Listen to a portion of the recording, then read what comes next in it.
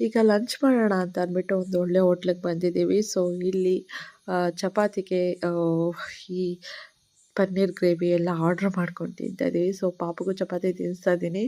ಅವಳು ಏನು ಸರಿಯಾಗಿ ತಿಂತಾ ಇರಲಿಲ್ಲ. ಅದಕ್ಕೆ ಅವಳಿಗೊಂದು ಐಸ್ ಕ್ರೀಮು. ಸೊ ನಾವು ತಿನ್ನೋಣ ಅಂತ ಐಸ್ ಕ್ರೀಮ್ ತೊಗೊಂಡ್ವಿ. ಬಟ್ ಅವಳು ಎತ್ಕೊಂಡ್ಬಿಟ್ಲು. ನನ್ನ ಐಸ್ ಕ್ರೀಮ್ ಎಲ್ಲ ಅವಳೇ ತಿನ್ಬಿಟ್ಲು. ಇವಾಗ ಇಲ್ಲಿ ಉಯ್ಯಾಲೆ ಇತ್ತು, ಅದಕ್ಕೆ ಅವಳನ್ನೂ ಕೂರಿಸ್ಕೊಂಡು ಆಡಿಸ್ತಾ ಇದ್ದೀನಿ. ಅವಳು ಕೈ ಬಿಟ್ಟು ಆಯ್ ಅಂತ ಇದ್ದಾಳೆ ನೋಡಿ.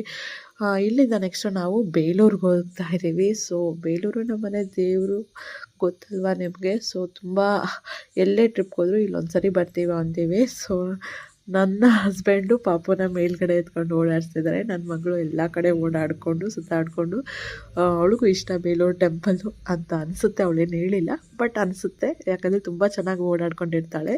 ಸೊ ಒಂದು ಸೆಲ್ಫಿ ತೊಗೊಳ್ಳೋಣ ಅಂತ ಅಂದ್ಬಿಟ್ಟು ನಾನು ನನ್ನ ಮಗಳು ಇಬ್ಬರು ಕುತ್ಕೊಂಡಿದ್ದೀವಿ. ಇಲ್ಲಿ ಆಮೆಗಳೆಲ್ಲ ಜಾಸ್ತಿ ಇತ್ತು ಫ್ರೆಂಡ್ಸ್. ಈಗ ಮನೆ ದೇವ್ರ ದರ್ಶನ ಮುಗಿಸ್ಕೊಂಡು ಇಲ್ಲಿಂದ ಹೊರಡ್ತಾ ಇದ್ದೀವಿ.